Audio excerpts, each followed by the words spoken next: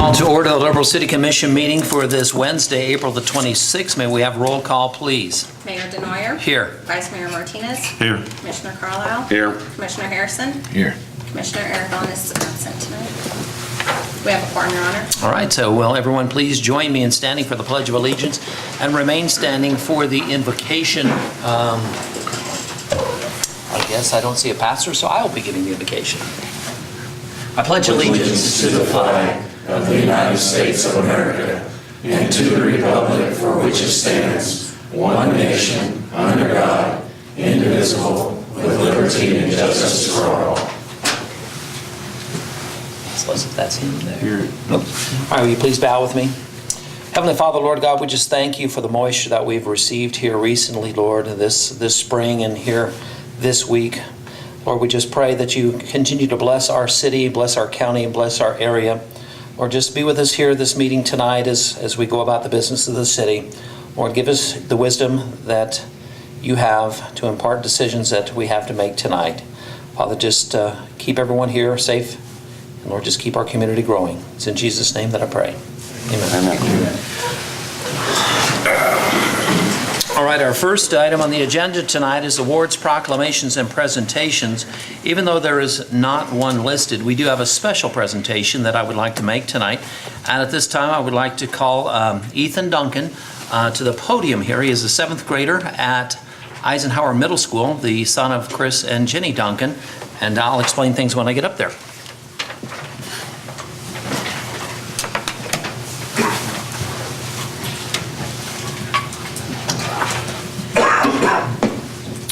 Serving on the governing body for the Kansas League of Kansas Municipalities, every year that I've been on the board since 2009, we have hosted a If I Were a Mayor contest. And governing body members sift through the hundreds of essays and applications that come in, and they're judged accordingly, and then each region gets to pick a winner. I've been a judge for the last, well, I guess it's been almost 7 years now, 8 years. And I do not get to judge our region. I judge typically North Central or Northeast region. But another governing body member from a different part of the state does judge the Southwest Kansas region. And I'm proud to announce that Ethan here was the Southwest regional winner for the state of Kansas, the League of Kansas Municipalities, If I Were a Mayor contest.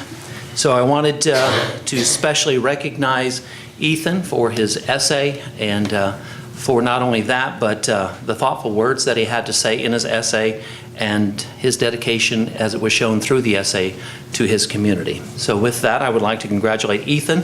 We have just a small token of our appreciation here in this, but we have a bigger prize.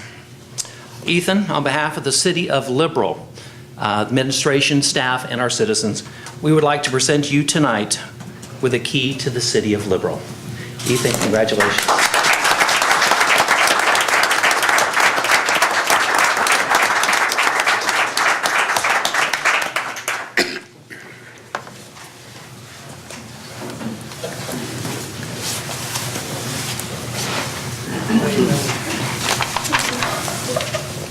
All right, next up on the agenda is the approval of the agenda. We do have an amendment to our agenda. It will fall under the minutes. It was in the packet, however, it was left off the cover page of our minutes, and that is we're going to add on the cover page only the April 17th special meeting minutes.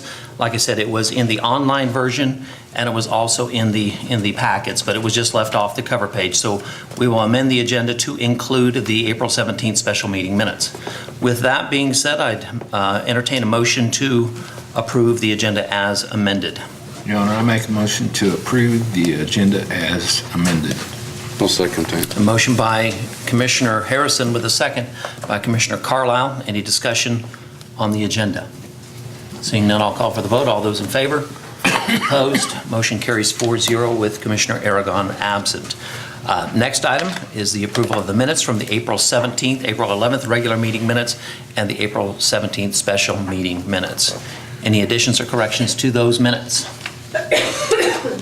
Seeing none, call for the vote to approve as presented. Your Honor, I make a motion we approve the April 11, 2017 regular meeting and the April 17, 2017 special meeting. Second that. We have a motion by Commissioner Carlisle with a second by Vice Mayor Martinez. Any further discussion on the approval of the minutes? And seeing none, we'll go call for the vote. All those in favor? Opposed, motion carries 4-0 with Commissioner Aragon absent. Next item on the agenda is agenda item number 4, which is items from citizens. Are there any citizens in the audience that would like to address the commission on non-agenda items? Right, I will read the rules of the commission as you proceed forward. Rules of the commission. Any citizen desiring to address the commission shall be recognized by the chair, advance to the podium, state his or her name and address in an audible tone for the record. Presentation shall be limited to 5 minutes unless extended by a vote of the majority of the commission. The commission does not hear matters involving litigation or city personnel, and the commission does not take action on subjects not on the agenda unless unusual or hardship conditions exist. Citizens may address the commission on agenda items as they are brought to the floor. Sir, please state your name and address in an audible tone for the record. I'm Jim Bowman, 400 Fairway Drive, the Santa Fe house right behind Southwest Medical Center. I've lived in Liberal 68 years. I paid almost $10,000 property tax last year on my house and cars. I own 2,500 square feet of cement drainage ditch on the north and east side of my house. See Google Earth if you want to see it. In 2004, 15 years ago, a city sewer pumping truck backed up the north ditch, broke up 200 cubic feet of the cement ditch. This is on 100% private property. The only thing Joe Seeley did was cut a 4-inch hole in the west end so I could put a post in to stop future traffic. 2011, Mark, Joe, and Carlisle were out. Mark said I had to take out a walking bridge over the east ditch. That ditch is 10 foot wide. Not supposed to have a bridge over a drainage ditch. Next month, the city builds a bridge right north of the swimming pool over that drainage ditch. Bob died January of 2016 before anything was done. September 15, 2015. Tony, you and Joe and Mark was out. Is that right? Me and Joe. When you left, you were supposed to dig the ditch out south so it would drain south. The city crew did come out and dig out the dirt out of the bottom of my cement ditch, but they did not dig it out south so it would drain to 15th. All the water from this street drains through this ditch. This has been 16 or 17 months and nothing's been done. I have a 200-foot cement holding pond because the ditch won't drain south. Jack, could I borrow one of your trucks and back over Tony's driveway and see if it crumbles that up and see if he waits 15 years to get it fixed? After 14 tries to call Mark in a 4-day period a couple of weeks ago, I finally told the receptionist if he didn't want to take my call, he could read it in the paper. This is the phone call when I called back.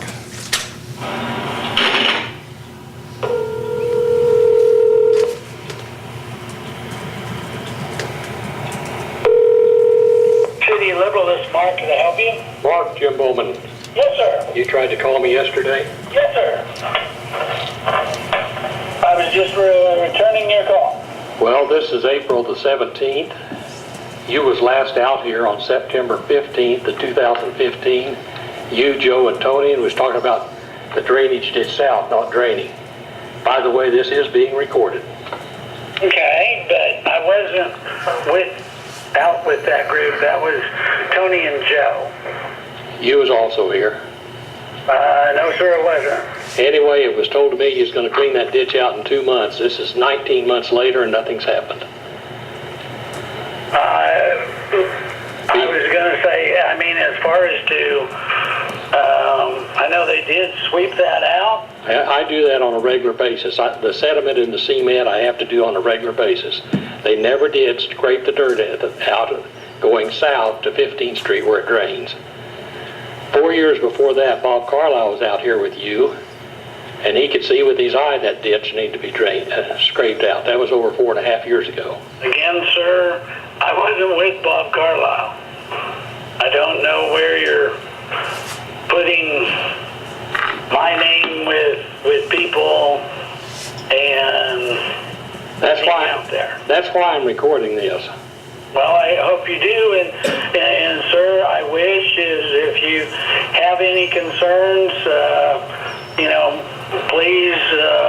Okay, But you're right, and consult your attorney and do those things. It is one of those that I know you have threatened me in the past.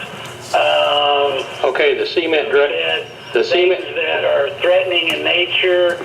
You've made false claims, and as before, if you feel, and it is within your right to seek legal counsel, please do so. But I know you've threatened the city and myself, and we've tried to assist you in a problem that is truly not our responsibility. And that has been over the years. Mr. Seeley has tried to help you, and to no avail except for you call and have a threatening nature as to the city and legal. You've said that you're going to sue the city. You've threatened legal, and we've just tried to help you in your problem. So I guess we'll be done. And I'm sorry, Mr. I got one more question. Can't help you. Thank you. I tried to call back, it wouldn't answer. If you've ever wondered why Garden City and Dodge City has grown faster than Liberal, maybe more taxpayers have been treated like me. Elections are coming up soon, please vote. All right, are there any other Can citizens? I ask a question? If it's not our responsibility, whose is it? The landowner. From his property all the way to 15th? As far as what has been addressed over the 15 years, is there was a drainage problem, and the engineer had designed a trough because of where his property is Yeah, located, I understand all that. which is cemented, and it was permitted to go over the easement. It is one of those that, should anything the city need in that easement, the city has a right to, and that was understood at the time of the contractor building over it. That is a utility easement, and I'm asking about the dirt ditch from his property all the way to 15th. there's not a dirt ditch. That's cement all the way to, Well, it's a low spot, but it's not a, It's got a dirt ditch, the hospital put a culvert over it to access the generator. and what I saw looked like a dirt ditch all the way from his concrete down. because I think all that is private property going north south. Well, so it would be the hospitals. I don't know. It's in an easement. I know it's not maintained by us. Maybe Okay. it is. My cement ditch is on 100% private property. They could have accessed that sewer drain 15 feet from the east.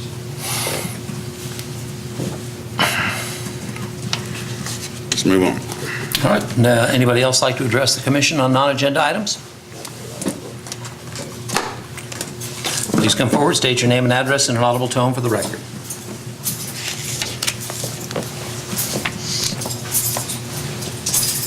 My name is Steve Leet. I live here in Liberal, 1137 North Jordan. And I was up here last time at the commission, and I want to thank for the new facility for the animal control that is located right behind the old facility.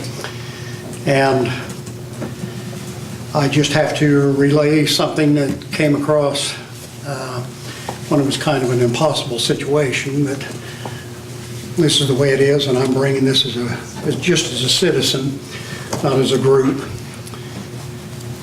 I was on my way to Denver, Colorado with 13 dogs and 1 cat to take them to safety out of Liberal. I was notified by one of my people that Dr. Jones, who is the vet of record for the city animal control, they were notified that there were 3 dogs that were brought in with a thing called kennel cough, which is like the common cold. It's contagious, just like the common cold. It can be treated, shots, a few pills, and the dog's fine. But we were told that they had 3 dogs in there, and Dr. Jones came out and said, if these dogs are not removed by 5 o'clock this afternoon, we will kill them. Well, I find that a little bit disturbing, being how we have a brand-new shelter that has been built by the city, and we don't have facilities to take care of a sick dog. Do we have a quarantine area? Yes, we do. The dogs that I'm talking about, Jim at the shelter, who runs the shelter, said he had them outside in cages because they were sick. If a dog is outside and still under the threat of being euthanized, to use the term lightly, I think somehow we screwed up on the making of our new shelter. Because I'll tell you what, if I went to my doctor and I said I have a common cold, and he says, well, we'll just kill you. That's kind of what it comes down to. I don't think dogs and cats are the highest rung on the ladder, but I'll tell you what, sometimes I think the more I'm around dogs, the less like humans. Because they fight and they get over it. We don't. You know, they will love you no matter what. We don't. So I'm just wondering, I asked Jim at the shelter, I said, well, you have these dogs outside the shelter because they're sick. So what happens if this is the plan? What happens when the weather is 10 degrees and a dog is sick? What do we do, just stick him out there and let him freeze? But this is a brand new shelter. I wish more plans had been made for it to make sure that it had all of the needs that we need for a shelter to have. Is there such a thing as a place to keep a dog with the kennel cough where you can house him in the same building? Yeah. I don't know. Well, in the same building, yes, Yeah, I there don't is. know. All you do is you have a special area that's built, when you build a new shelter, that has a different ventilation system that you can keep those dogs not in the population. Is that a common problem, the kennel cough deal? Kennel cough is something that just happens all the time. I don't know. I don't know I mean, anything. kennel cough is and I admit, it can be contagious. And if let go, it will turn into pneumonia for the dog and he'll die, same as a human. You let them just proceed and not have any medication, then they're going to die. So, like I said, I don't think that, that this is on the top of the priority of the human list to take care of these animals. But however, I think when we have a brand new shelter that we've spent thousands of dollars on and nothing was thought about that we might have a sick dog come in, and the idea that it's a sickness that can be cured, as a matter of fact, we took these dogs. It ended up being 4, not 3. We took these dogs out of the shelter, put them into one of our homes in the backyard, went down to Dr. Herbal, had shots, gave them some pills, and guess what? They're going on transport next week to Denver to safe homes. But Dr. Jones didn't give him pills and shots? No, his idea was to kill them. That's wrong. And so, like I said, I don't think it's the most important thing in the world, but I think we ought to be just a little bit, human about the thing. And so, I like that ring. Can I get that? It's not supposed to rain. But anyway, it's not a griping session. I'm not putting anybody down about this. But, we need to know about these things, and we'll have a conversation with Doc Jones. That's not a problem. And Pat, you can he'll relay that to Chief Seal. We'll find out about it. Okay, great. All right, well, thank you for your time. Thank you, Mr. Lee. Thank you. Appreciate it. All right, any other citizens like to address the commission on items not on the agenda? All right, seeing none, at this time, I would like to address an item that was brought up from items from citizens, and I will give this sheet over to the newspaper when it is done. This is from Zito Media, and we did instruct everybody that every 2 weeks, we would give you an update where Zito Media was in improving the cable system for the community. And this comes from Chris Taylor, lead technician, as of 10:15 this morning. He is continuing to work to repair and restore the system as he is able. As the FCC has required all cable channels to be converted to digital, Zito plans to convert their channels and install fiber instead of antenna transmissions. This should greatly improve their quality. The ice storm damaged some of the reception antennas, and since they are converting to digital, it's not feasible to fix them with their being discontinued soon after. He apologized that some programming choices are affected by this and some channels are no longer available. He is continuing to narrow down the issues with Channel 15. He thinks it may be the Zito modulator within our building and will diagnose it and the rest of the system to restore quality and be able to broadcast our commission meetings. He invited any citizens with concerns to contact Zito, and they will work to resolve their problems. He said it may be a simple issue such as a splitter or connection that is causing issues. They cannot fix problems that they are not aware of. Again, this is from Chris Taylor, lead technician with Zito Media. This came in at 10:15 this morning. So we will get this to the Leader and Times. Does it say how to contact them? Does not give an address or a phone number or address. We can find out. I'll grab it afterwards. Okay, sounds good. All right, move on to agenda item number 5, items from groups. Are there any groups in the audience that would like to address the commission on non-agenda items? Seeing none, we'll move on to the consent agenda. All items listed are considered to be routine by the City Commission will be enacted by one motion. There will be no separate discussion of these items unless a commission member or citizen so requests, in which event the item will be removed from the consent agenda and considered in its normal sequence on the agenda. 6A, we have 2 items, acknowledgement of receipt of board minutes from the Liberal Housing Authority's March 28th meeting and the Liberal Board of Zoning Appeals meeting from April the 13th. Any questions on the consent agenda? If not, I'd entertain a motion to approve as presented. Your Honor, I make a motion to approve the consent agenda as presented. I'll second A that. motion by Commissioner Harrison, a second by Commissioner Carlisle. Any further discussion? Seeing none, all those in favor? Opposed? Motion carries 4-0 with Commissioner Aragon absent. Next agenda item is agenda item number 7, which is North Liberal 1 CID. We have 2 parts to this one. It is 7A, a public hearing, and 7B, ordinance 4481.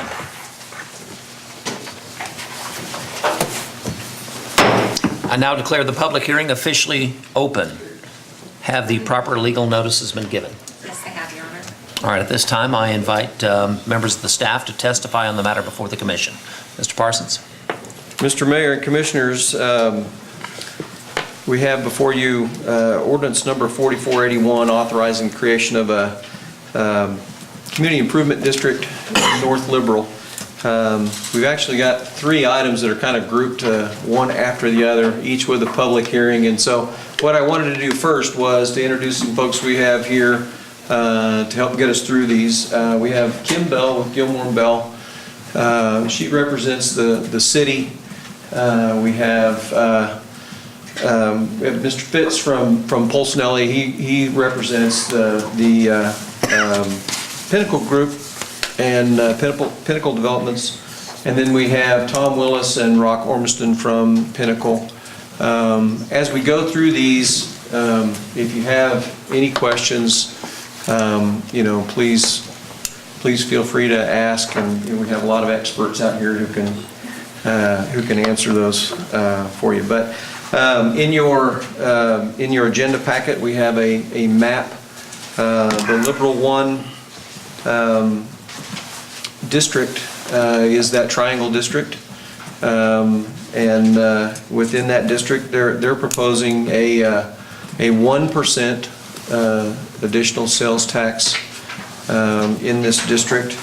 And if you remember from past CIDs that we've approved, it authorizes the addition of up to 2% retail sales tax within the district to pay for certain improvements to be made within the district. That's not taking away from anything. It's an additional sales tax that's added, that's paid for strictly by the customers who do business within that district. So on the 14th of March, you approved this public hearing, and this sort of finishes up with that. In this particular CID, the district will encompass a Comfort Inn and Suites, an old Chicago restaurant, and hopefully an additional business to be determined and built at some point in time. So if you have questions, we have experts and who are here to make sure you understand completely what's going on. All right, first of all, does the commission have questions for Mr. Parsons or any of the aforementioned folks that are in the audience? This is the same project that we did a workshop on, or work session on, basically on the 14th. Yes. Yeah. Yes. Nothing's changed. It's all still the Not to same. my knowledge, no. Any other questions? Questions from the audience at this time on this project? All right, seeing none. At this time, I would like to invite anyone else that would like to testify in support of this matter.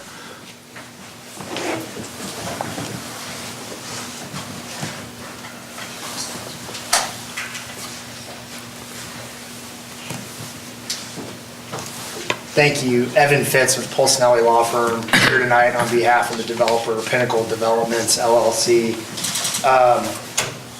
I'm going to let my PowerPoint get pulled up. I'll try not to make too much of a big deal out of this, as I know we just did this a few weeks ago. The way that the statute sets it up, it's like you never know when to quit talking. You get a night to call the public hearing, and then you have the public hearing. So we've reached that stage in the process, and because of that, I think I would like to just note a few things for the public record, even though you will have heard it before. Sure. If I say anything at any time during this, by the way, I think with the way this is set up on your agenda, I'll only speak one time. I'm not going to stand up at each public hearing. I can provide a copy of my presentation to Mark and Jeff, so it's entered into the record. And if I say anything at all during this, like I offered last time, if it raises a question, just even in the moment, feel free to stop me and ask. It's very important to me and to our group that you guys understand what's going on, that everything's entirely clear to you. So I do appreciate that. So to remind you, there is essentially two properties that we're here to discuss tonight, what we're informally calling the triangle parcel there at the top left of the screen, as well as the Bartell parcel down around the highway from the triangle parcel.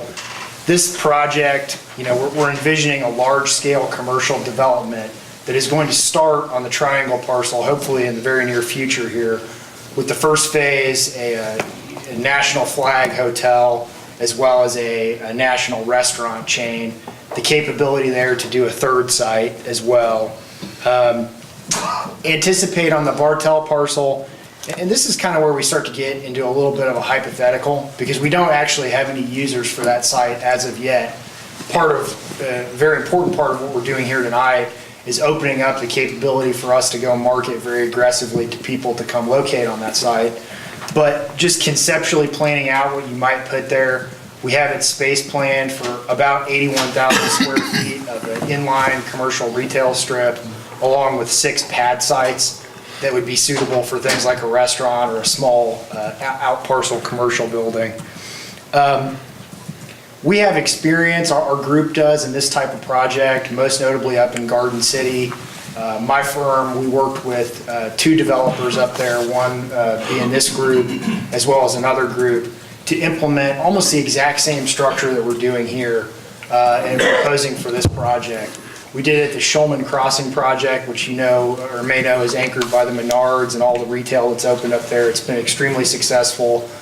And just like was done there, you know, when we sat down with the Pinnacle Developments Group and started thinking about how can we make this property or a couple of properties work to their best, you know, we looked at exactly what we did there, which is you have to create an economic environment where you can bring in something first to kick it off and get the rest of the property ready so that when other people come to this part of the state and want to do a project, we have something that we can put right in front of them and say, this is ready to go. We can present you with a preferred economic condition that'll draw you away from maybe other competing cities here in Southwest Kansas or over across the borders and get them here to this site. So that's everything that we're trying to accomplish through these incentives is putting the project at an advantageous position as compared to other places that might be competitors.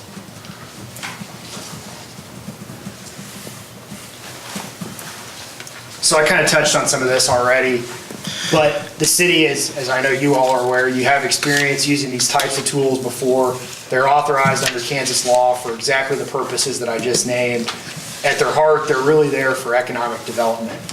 And the things that we're trying to do, as I mentioned, we're trying to foster increased commerce and development. We're trying to attract certain businesses, the type of businesses that might not already be here that you might like to see here.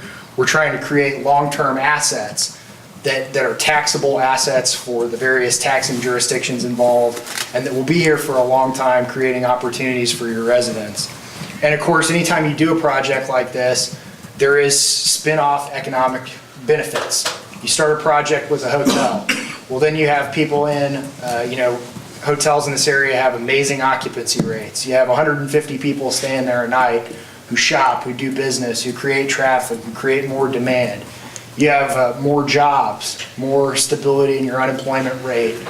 You start to create some level of national branding, which of course the city's already doing. I mean, there are a lot of great things going on here, in particular at that end of the city, but elsewhere in the city as well. And it's very clear when you come in here that there's a lot of effort being put into that, and I think this would definitely continue it.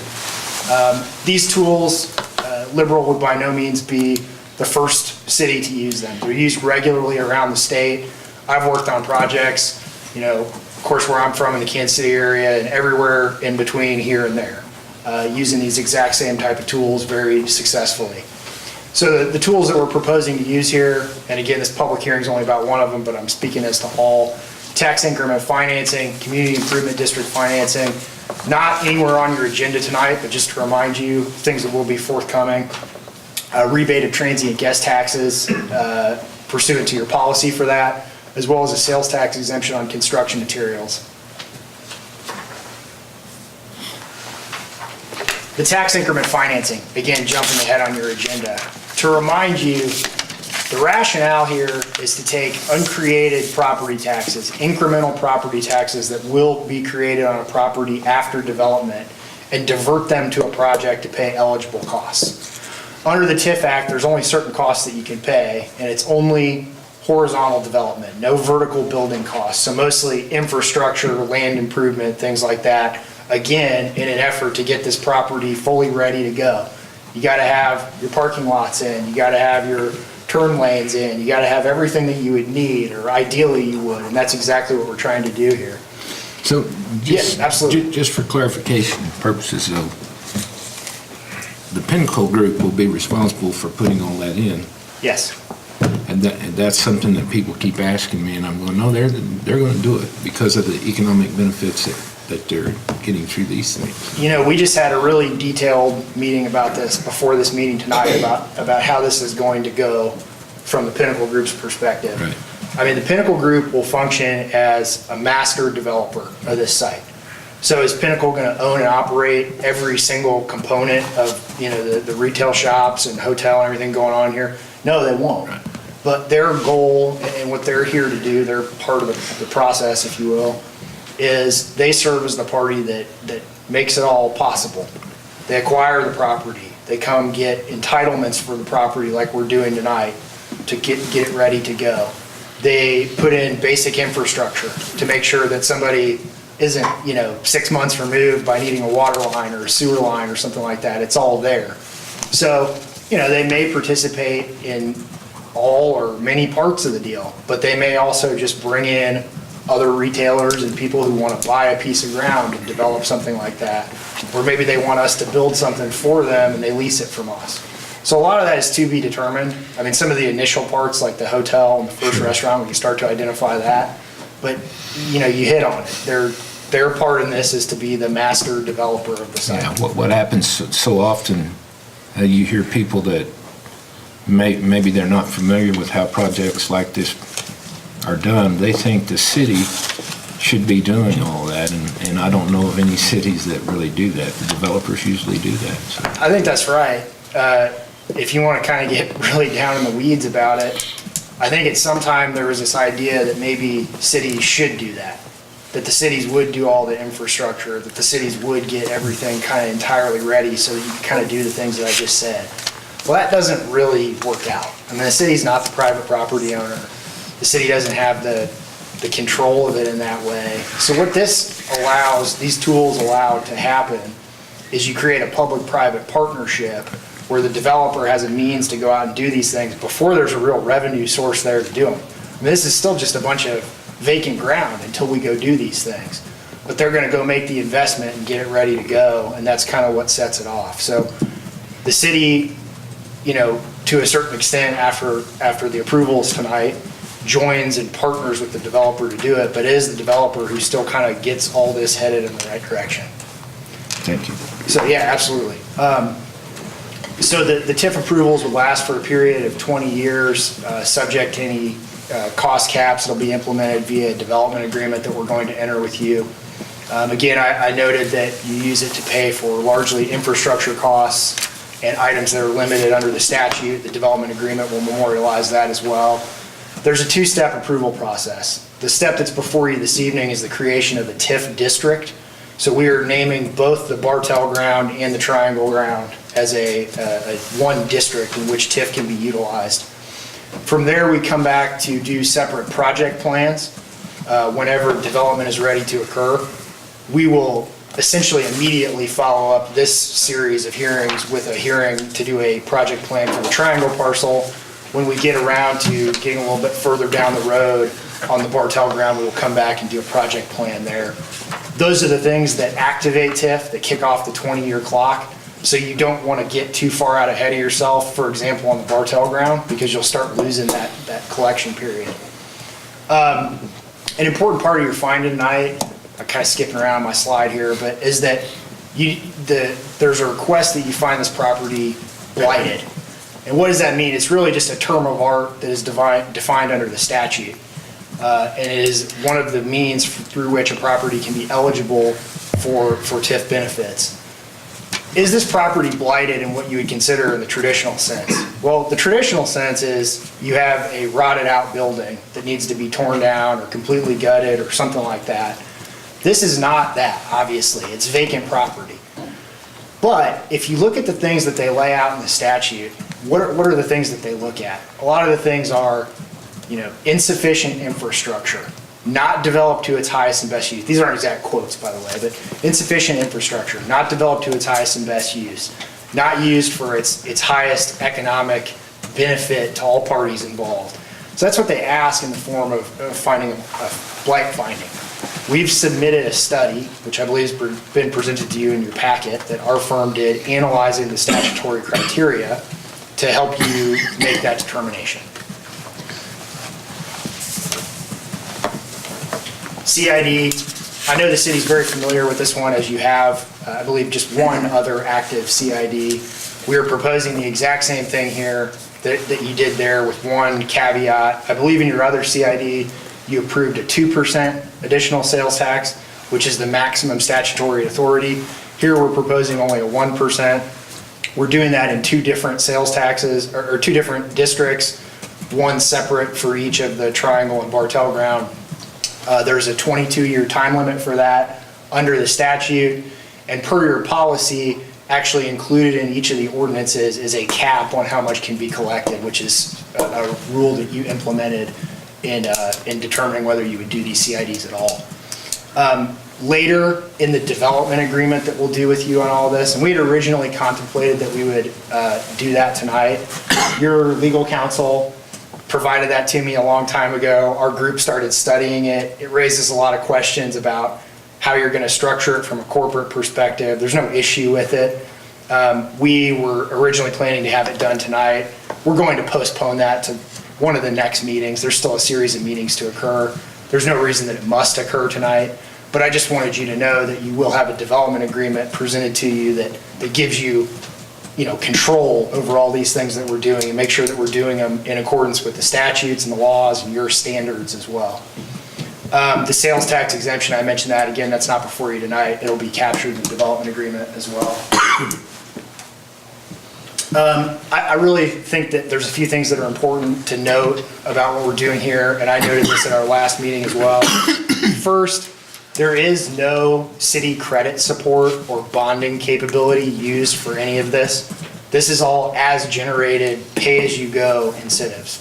So if we don't build anything, we don't get anything. There won't be anything to generate the revenue. The city is not extending itself in any way. It is not on the hook. There is no check being written to us. It is solely as things occur that we would see any benefits from this, which of course requires us to extend ourselves and make an investment, undertake the risk in advance of seeing any of the potential upside of that. The dedicated city sales tax of 0.5% to it's a school bond repayment is not captured by the TIF. It's a dedicated sales tax and excluded by law. So the TIF's capture of property taxes and incremental sales taxes will exclude that. I noted this, again, we're looking forward to entering into a development agreement. It'll limit us in a number of ways, but mostly make sure that the city is getting the benefit of the bargain that it's entering into with us. For example, limitation of the transient guest taxes to be used for conference center costs, which is under your policy. I know that's an important aim of the city. Limitation on the maximum amount of CID reimbursement. That's actually in the ordinances tonight, so that's already covered. Payment of city administrative costs. There's no desire to make the city come out of pocket in any way. You have attorneys down here, and it is our responsibility as your partner in this to cover those costs. And of course, like I said, full compliance with state law and every other policy and city ordinance that you have. To speak to your city policies, just so you know, because I've read through them and it's clear you spent a lot of time thinking them through and that they were important. A few of the things that are spoken to in the policies. To evaluate a project like this, the city looks at capital investment. Well, this will be a substantial capital investment. We're estimating in the first phase approximately $21 million. That's for the hotel, first restaurant, and second restaurant there on the Triangle parcel.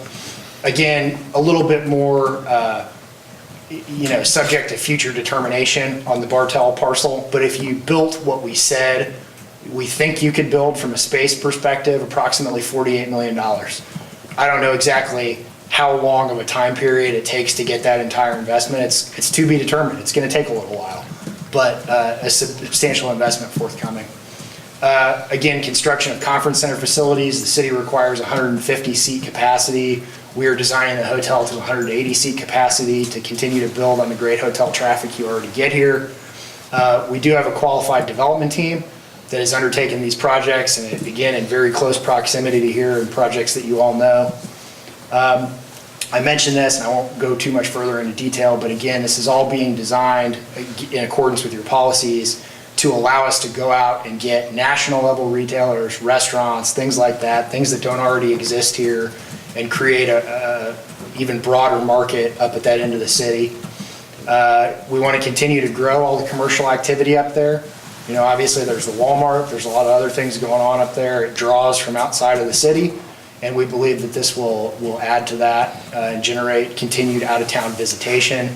And then I mentioned before the spin-off economic benefits, which are hard to quantify but are important, and I think everybody can agree that rising tide lifts all ships, and that's what we're trying to do here. Just to remind you of the approval process, so you called the public hearing on March 14th. Obviously, we're here tonight to have the ordinances approved, creating the TIF district and the two CID districts. Our next step, and I was just discussing this with Jeff and Kim in advance of the meeting, we will go to the Planning Commission on May 11th with our project plan for the triangle parcel. That's a required statutory finding that the Planning Commission finds that it is in compliance with your comprehensive plan. At that time, we'll come back before you again to have you renotice another public hearing. Again, the never-ending parade of hearings on this. And I promise not to speak at every single one of them. We're looking at May 23rd to have the next commission meeting to call that public hearing, and likely June 27th to have the commission meeting. At some point in there, either the 23rd or the June 27th meeting, we'll have the development agreement approved. We've already been working on that. We'll have the form all ironed out. Even if it does lag on to the 27th, we'll be on top of that and make sure it gets done. Other than that, we'll come back at some point in the future in regard to the Bartel parcel. But a lot of things still left to do. And we do really appreciate your support in all of it. It's been a good process. I've been happy to come present to you.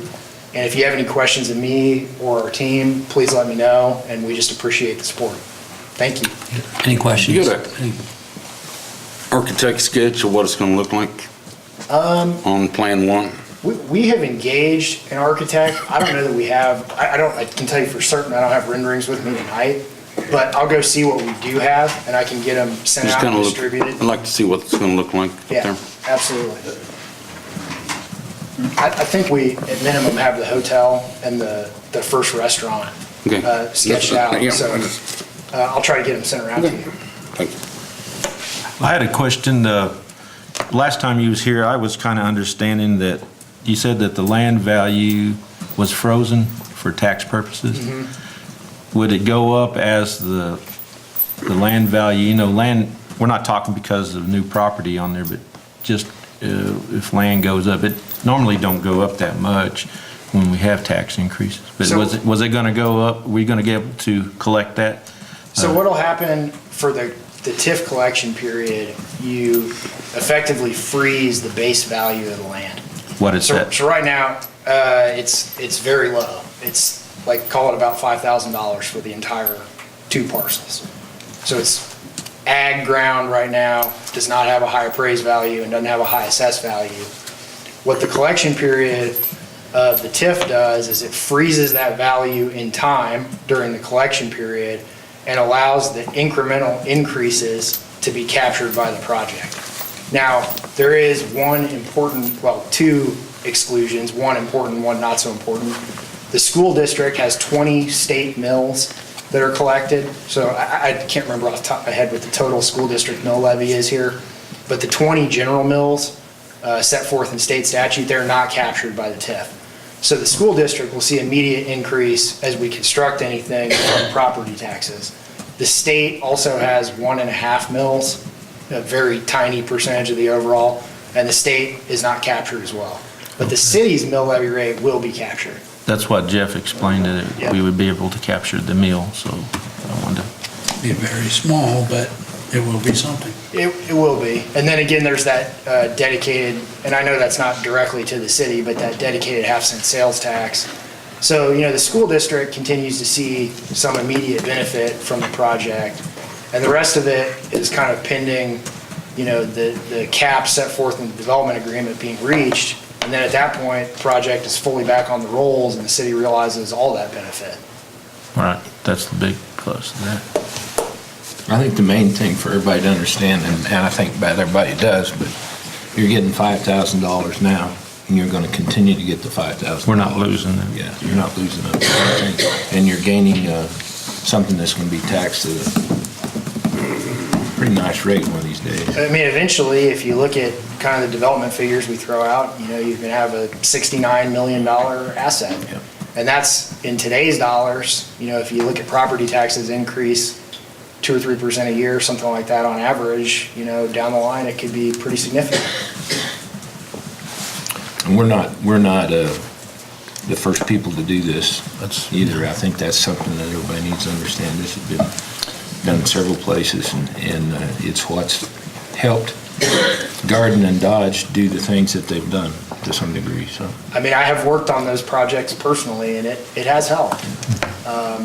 it's been an important tool, not just there and in, but in the, urban areas of Kansas City and Wichita, all those places, they've used these tools to try to kick off projects that are important to those cities for various reasons. Well, I think it's one of the things that people have questioned here for years, why things don't happen here, and Jeff and Mark have spent a lot of time working on this, and the commission has too, and thank goodness we have a group like Pinnacle that has some interest in trying to do a project like this. Well, there's tremendous demand around this area. A city like this pulls very strong from the area around it. And people kind of have options about, if they're not living directly in one of the cities, where can I drive to go do my shopping? And, this helps us go out and take a retailer that is maybe on the fence about whether they want to go here or go there, and say, well, we can present to you the best possible deal that will mean that you want to come here. And that's the goal of it. That's, again, exactly, the model is exactly what was done for Shulman Crossing in Garden City. And I mean, that project filled up like that. And, we hope the same thing will happen here. And we're all going to pursue it very aggressively. I mean, I'm just the attorney, but I work for these gentlemen. And, we've worked on other projects like this, and we do interact with retailers, and we're trying to help them set up as many connections as possible to make this go quickly and go well. First part is the triangle, and that's $21 million, and then 68 for... 48. 48 for the second portion. So that's a significant improvement and development. So thank you for your work, and thank the Pinnacle Group and city staff. Thank you. All right, is there anyone else that would like to testify on this matter in support of? I don't know if, Kim, if you'd like to say anything. Like I said, we pretty much have uniform public hearings, so we don't need to repeat everything 3 times, so if we can get you all going the first time, so. And again, I'm Kim Bell with Gilmore and Value, City Swan Council. Evan did a great job, and I really have very little to add. The only one thing that I would like to mention is that by statute, once you conclude your public hearing today on the creation of the TIF district, the County Commission and the Board of Education have a 30-day period to make a finding that this will have an adverse effect on them. And if either of those governing bodies makes that finding within the 30-day period, then all bets are off on the TIF. The City Commission is required to rescind the ordinance, and there will be no TIF district. So there is that 30-day period where they have the ability to weigh in. So I just wanted you to be aware of that. And they have been notified by statute. They've received copies of all of the documents, and they will continue to get copies as we go forward. All right. Any questions for Ms. Bell? Thank you. Thank you. All right, anyone else like to testify on this matter in support of? All right, so please come forward, state your name and address in an audible tone, and who you're representing tonight, sir. Okay. My name is Ivan Holod. I'm the chairperson for the Focus of the Future group, and I have with me some of the members. First, I'd like to say to this commission, thank you for your innovative approach to making this city grow. I haven't seen this in many, many years, and the approach that you're taking certainly is to be commended. This community will benefit, in my view, from your effort, not only this year, but for many, many years to come, because of the decisions that you all are making. So we had a briefing from your staff on this project, and the 1 cent sales tax, of course, is our baby. And we thought that maybe you're trying to steal some of that to put this project on. And it turns out that your briefers were very, very thorough in explaining this process. And we certainly want to dispel any rumors that existing monies collected from the 1 cent sales tax is not going to be used in this project, and that you are going to create your own sales tax in those areas as we go. And so on behalf of my guys and gals, we're here to say, Commission, please support and vote in favor of this issue. Thank you. Thank you. All right, any further comments? Gentlemen, any further comments? And I will declare this public hearing closed. Next item on the agenda is agenda item number 7B, which is ordinance 4481, authorizing the creation of the North Liberal 1 CID. Your Honor, I make a motion to adopt ordinance number 4481. I'll second that. Motion by Commissioner Harrison with a second by Commissioner Carlisle. Any further discussion? Seeing none, in accordance with the request of Gilmore and Bell, we will take a roll call vote. Commissioner Carlisle, how say you? Yay. Commissioner Aragon is absent. Commissioner Harrison? Aye. Vice Mayor Martinez? Yes. Mayor DeNoyer says aye.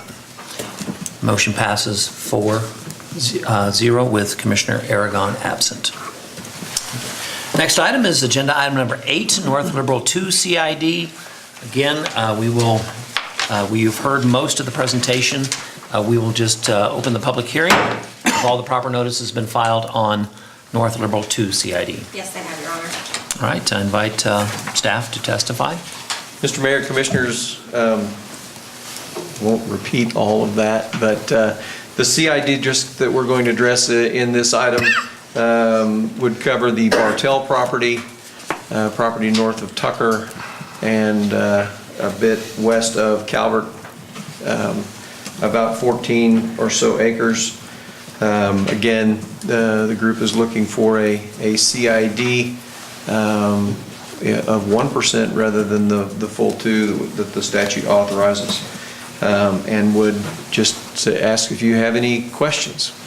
Questions from the commission for Mr. Parsons? Saying none. Questions from the audience? Anybody in the audience have any questions on? All right, seeing none. Anyone else like to testify? Kind of went through the process in the first one, but if I'm reopening the floor. Is the commission going to be incorporating by record all of the testimony from the earlier public hearing? Yes. Thank you, Sheila. Probably shouldn't. Yeah, we will do that. All right, if there's no one else that wants to testify, I now declare this public hearing closed. Right, 8B, ordinance 4482, authorizing the creation of North Liberal 2 CID. Is there a motion? I'll make a motion to accept the ordinance number 4482, authorizing the creation of a North Liberal 2 CID. Motion by Vice Mayor Martinez, second. Second. Second by Commissioner Harrison. Any further discussion? Seeing none, we'll do a roll call vote once again. Commissioner Carlisle, how say you? Yay. Commissioner Aragon is absent. Commissioner Harrison? Aye. Vice Mayor Martinez? Yes. And Mayor DeNoyer votes yes. Motion carries 4-0 with Commissioner Aragon absent. Next item is agenda item number 9A, public hearing on the North Liberal Redevelopment District. Once again, I officially declare the public hearing open. Mr. Parsons? Mr. Mayor and Commissioners, since we have the ability to copy and paste the testimony from the previous public hearings, there's really nothing that I can add to what Evan had to say and to what Kim had to add also. The only thing that we might do would be, and I'll put Tom on the spot here, would be to hear from someone from the Pinnacle Group. You're stealing my thunder. I was going to get to that. It's all right. I never want to do that. It's all right. You've worked with these guys for a long time. I'll let you do that. Well, I didn't come prepared to say too much other than thank you. We're very excited to get both projects going. We hope to break ground on the first one, the Triangle, June. It's kind of our goal. And we're actively looking for businesses to come into the Bartell ground. So we couldn't do it without your help. We're bullish on Liberal. We want this to be a local project. It will be a local project. So I guess I don't know what else I could say. I'm happy to answer any questions you got. I got one question, something that I hear an awful lot, but how's the city been to work with? How's who? How's the city been to work with? As far as I'm concerned, they're absolutely outstanding. I can't say enough. Thank you. So, yeah, you guys have been, helped us, and you've been very responsive as we've needed things, so. Good to hear. Thank you. At least that's where I go. Rock, you want to add anything you want to say in there, brother? So, yeah, it's great. You know, we have opportunities to invest other places with the group that we're in, and we chose Liberal. And we chose it for a couple of reasons. It's our home. It's not my native home, but it's my home by choice. And I think people know I've had a son and a nephew move back to live here. Of course, Rock's native, and the other people are, but second of all, we like the opportunities that we see here. So if we're going to put our money to work, why not put it here? And third, off the record, I'm tired of having Garden City kick our butt. Thank you. Probably shouldn't have said that. Thank you, guys. All right, anybody else like to testify on the matter? Any other comments? I would just like to, again, thank the Pinnacle Group, not just for this project, but these guys have been players a long time. I mean, you're looking at Bonanza, you're looking at Arcalin Ethanol, Conestoga, the diversification of Conestoga within itself to create a whole passel of jobs right here in our community. And then you're looking at the CNG plant, and now this development. These guys are committed here to Liberal. I know Tom is from Iowa, I believe, originally. Idaho. I knew it started with an I. Idaho. Rock is born and bred right here. I think you were on the good side of the Seward-Meade County line, but real close to the other guys. But from even going back to the your dad's hog farm days, to the dairy, they're committed, they're here, and we appreciate them, like Tom said, choosing Liberal and committing to Liberal and the job creation and all the residual effects that we'll see from the development of this project and the residual effects that we have seen from the diversification of everything that they have done right here. And I don't know if I'm allowed to say this, but the help that they provided in not only what they have done, but the help they've provided the city in searching for other industries to come here has been just, you can't measure what they've done here for our area. So thank you guys again, thank you. I'd like to second that, what you said, Joe. The guys are some local investors spending money in our town. I've lived here all my life, and it's going to be great to see stuff grow to the north. You guys got a vision, and so many times says, well, why don't Liberal do this or do that? Well, the city Liberal does not build stuff. It takes people's investment. And anybody can get in a franchise and invest their money. So this is an example of local guys investing into our community. And like he said, we can get the Garden City stuff back. Thank you. All right, any other comments, questions? Anyone from the audience like to make any comments? All right, I'll declare this public hearing closed. Agenda item 9B is ordinance 4483, establishing a redevelopment district, North Liberal Redevelopment District. Is there a motion? Your Honor, I make a motion to adopt ordinance number 4483. I'll second that. Motion by Commissioner Harrison with a second by Commissioner Carlisle. Any further discussion?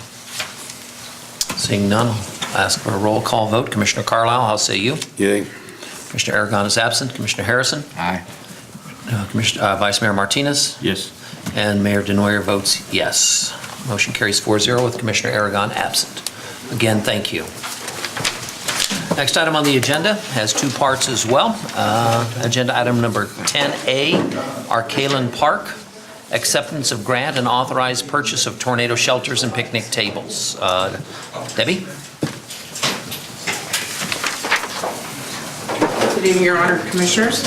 This evening I come before you with two requests. The first one is number A, is Arcalan Park improvements.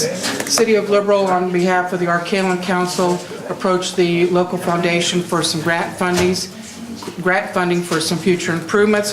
What we requested and then did receive was funding for 2 additional tornado shelters for the campground at $3,700 apiece, and an order of about 8 picnic tables at about $5,000. We request that you would accept the funding and authorize the purchase of this equipment. Any questions for? I'd be glad to answer. Any questions for Ms. Giske?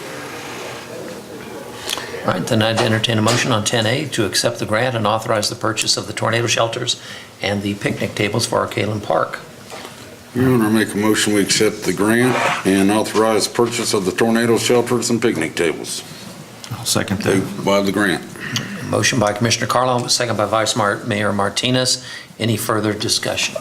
All those in favor? Motion carries 4-0 with Commissioner Aragon absent. 10B, board appointment to the Arcalan Council to fill the vacated spot of Tracy Gutierrez. At the April 6th Arcalan Council meeting, the board accepted the resignation of Tracy Gutierrez. He's been an active member of the board for 7 years, and we certainly appreciate his service and like to publicly thank him for that.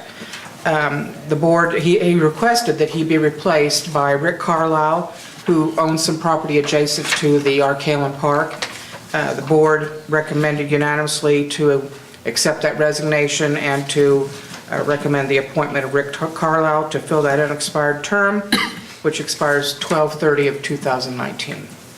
Debbie, it's my understanding that Mr. Carlisle has also been very active in volunteering out at Arcalan Park as well. He recently assisted us in gathering some of the caliche out of the pit that we had, and then we had someone move the caliche back to the dam road and attempting to get that repaired. Very, very much appreciated. Any further questions for Ms. Giske on the board appointment to the Arcalan Council? Your Honor, I make a motion to appoint Rick Carlisle to the unexpired term to the Arcalan Council. I'll second that. Motion by Commissioner Harrison with a second by Vice Mayor Martinez. Any further discussion? All those in favor? All those opposed? All those abstaining? You know I got to. Motion carries 3 in favor, 1 abstention, and Commissioner Aragon absent. Also, at our next Arcalan Council, if it's not too wet, we plan on having a bus tour to go down and take a look at the roads, and if that comes to pass, I'd like to invite the commission, city manager, any of the other staff to come down and take a look at it so we can plan some future road improvements. Thank you very much. While you're there, Debbie, for the public, nothing has changed in the quality of water at Arcalan Park to cause the KDHE to enact the catch and release. It has always been that way. They just now want signage to that effect, correct? Right. In the wastewater pollution permit that went into effect March 1st, that was 2 of the requirements for the Arcalan Park, to have no swimming signs, but at every pond, and also the catch and release. And there has been no contaminants found per KDHE to cause alarm for fishermen. The signs, we're waiting on the metal to come in for the sign, for the lettering to be put on. Hopefully we'll have those in hand on Friday. Okay. All right, thank you. Just need a little clarification. Next item is agenda item number 11, which is AFFFFF firefighting foam purchase. Did your finger get stuck on the F key? Yeah. Okay. Good evening, Mayor, Vice Mayor, Commissioners. This is basically a housekeeping issue. We are regulated by the FAA to maintain certain quantities of our AFFF foam. This goes with our airport apparatus. Currently, we've got a pretty good stock of it, but that does expire, and it has to meet a certain mill specification set forth by the FAA, so it's not something that we can just go buy anywhere. We will be coming to you probably next month to get approval to host a training here in Liberal on June, I believe it's the 14th. to get all of our guys current on their Part 139 certification. So we are going to be going through probably a full truck of foam during that training. So what we're coming tonight for is to purchase 42 pails of our AFFF foam and 155-gallon drum, so that when we're done with this training, we will still have a full truck, we'll have an extra shot, and then anything else that we're going to use during the year to satisfy the FAA to make sure that our truck is functioning. So what we're requesting is to purchase this foam through Danco Emergency Equipment out of Snyder, Nebraska. These are some of our vendors that we use. The 42 pails comes to a cost of $49.98. The 55-gallon drum is $1,238. Estimated shipping was going to be $1,000, but I did find out that with this large purchase, I just found this out 2 days ago, that they are probably going to give us free shipping on that. So what I'd ask for is approval to purchase this, not to exceed that $7,236. I'd like to leave that money in there just in case they do charge us on the shipping. Any question for Mr. Bolton? Seeing none, I'll entertain a motion on this matter. Your Honor, I make a motion to approve the cost of the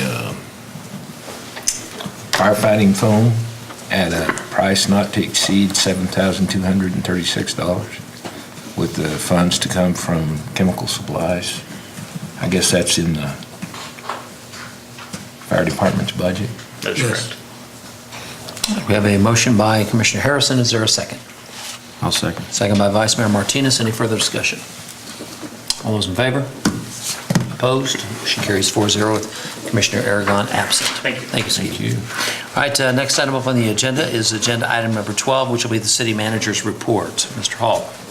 Mayor, Commissioners, just a brief reminder, tomorrow at 2 p.m. There will be a housing and community development and self-help housing families. That'll be at 611 South Pennsylvania, and that'll be at 2 o'clock. Open houses will run from 2 to 3 o'clock.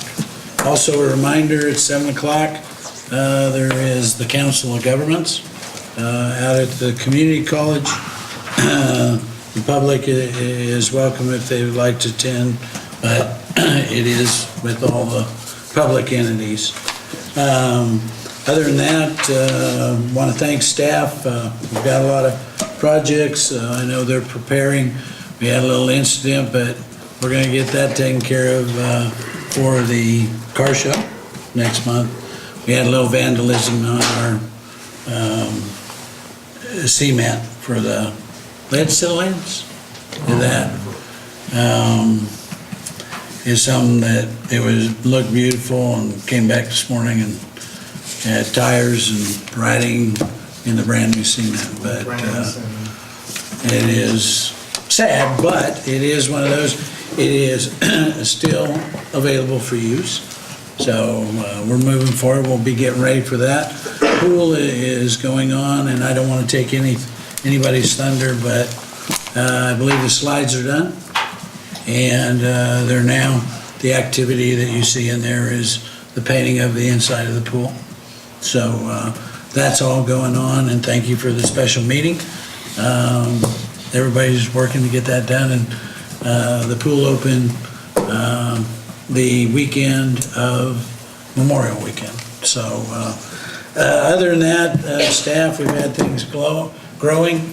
We had to shift around and do things just because it's taken off. We do plan on some more spraying as time goes and the wind stays down. But everybody is geared up for this season. We're still a little, and hope the public understands. I know the commission does, but we are still playing catch up from the storm. And it is, I know, weather's getting nice out there, but it is something that a lot of the things that we're doing now was going to take place earlier in the year. So we're still we're going to get there. But I want to thank all the departments for their hard work, and if there's any questions by the commission, I'd be glad to answer those. Any questions for the city manager? I got a couple. On page 69 and 70 on the city 1 cent retail sales tax report, on number 260, 263, and 264, you have operational expenses. What are those? Which page? 69, you can start 69 on Fund 260.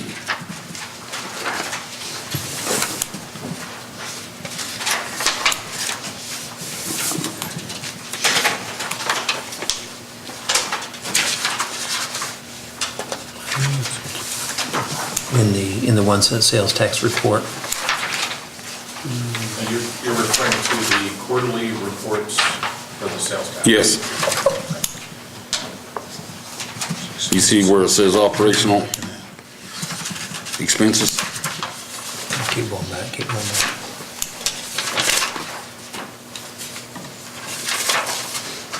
I'm trying to find where I'm looking at.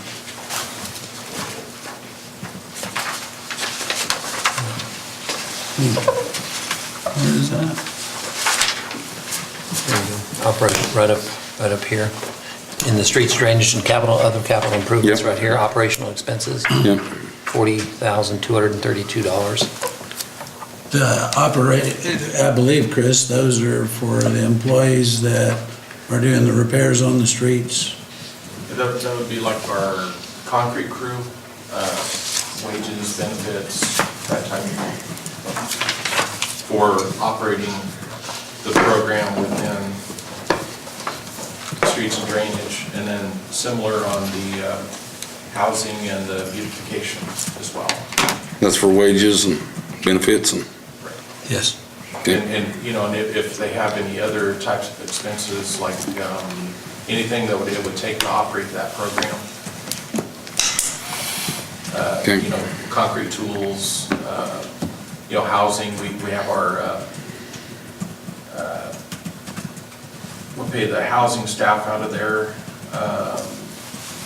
And then the beautification, that's the crew that goes around and does I'm just kind of curious because you had them in almost all of them, but not all of them was charged against there, so I was kind of curious. Yeah, we do not have them in economic development. Okay. What are we doing on the sewer plant? Where People are we're asking. starting right now is July 1st. KDHE expects preliminary engineering from National Beef. That's all I got. Any other Thank you. questions? Any other questions for the city manager? All right, we'll move on to the next agenda item, which will be the items from commissioners. We'll start with Vice Mayor Martinez. Yeah, it's just kind of response to what Mr. Bowman said. I wish he was here. This item he's talked about, when I first got on as a commissioner, he explained to me Don Carlisle died, and now I was the new commissioner. Bob Carlisle died, sorry. And he said, I've been talking about this for 16 years, so I took a ride with Joe Seeley. I called Joe Seeley and took a ride with him to go see exactly what he was talking about, because I did not know what they were talking about. And he explained to me it's an easement. It's not, it's property, but it's an easement back there, and they allowed him to concrete the easement, but if we needed to tear it out and remove it all, it could be done. So I don't know.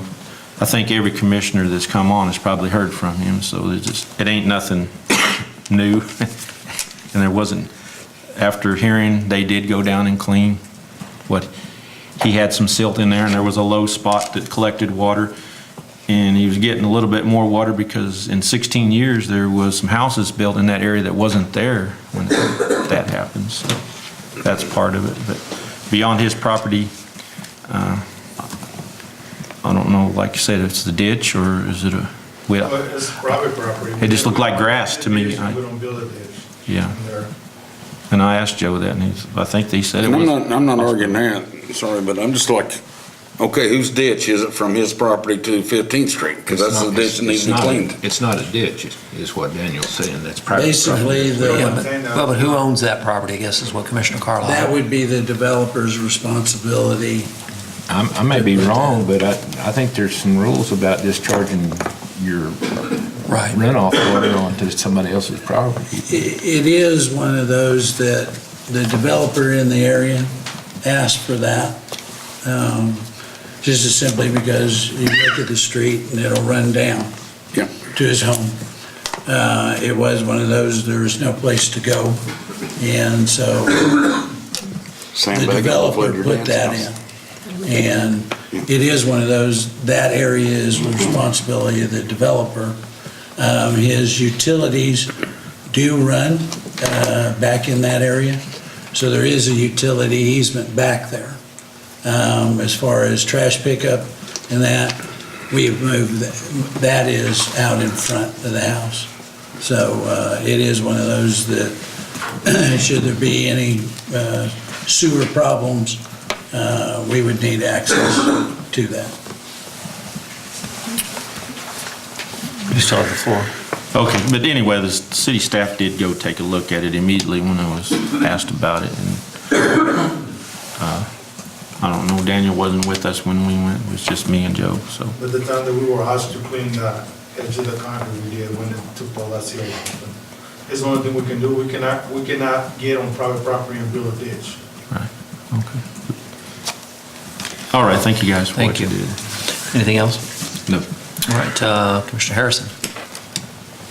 I drove around, looked at the crew working in the water park today, and Light Park was full of kids from Perryton, Texas, like 3 school buses full. You know, you can say all you want to, you can be as negative as you want to in this community, but there's a lot of good things happening here, thanks to a lot of good, hardworking people and people that believe in this community, that talk positive about it every day. And I just wished everyone could get that. And I thank this staff for working hard and all the efforts they put into trying to make this a great city. You're doing a heck of a job, and I appreciate it. Thank you. Commissioner Carlisle. I want to thank the Pinnacle Group and Jeff for putting this deal together. It's going to be a good thing for the city. And it? That's it. All right. Didn't ask permission. Sheena, can you give us an update on the Air Museum? Are we at that point yet? Not yet? Okay. All right. I want to thank the community's patience with Zito Media. We are holding, as much as we can hold, a private business's feet to the fire. We will continue to ask for updates on what is going on with their conversion to digital to make things better. Again, I would like to thank the public that has come forward to address concerns with the commission. In some instances, we don't know everything that's going on. We rely on the citizens to present questions and concerns to the commission, and we can address those as they are brought forward. But if we don't know about them, we can't address anything. But just a kind of a continuation of what Commissioner Harrison said, positive attitudes breed positive results, and I think we've got a lot of positive going on.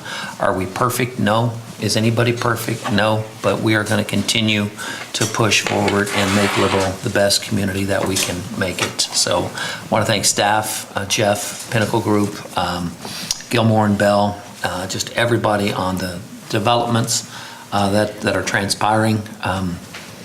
You know, you hear about what's going on in Garden.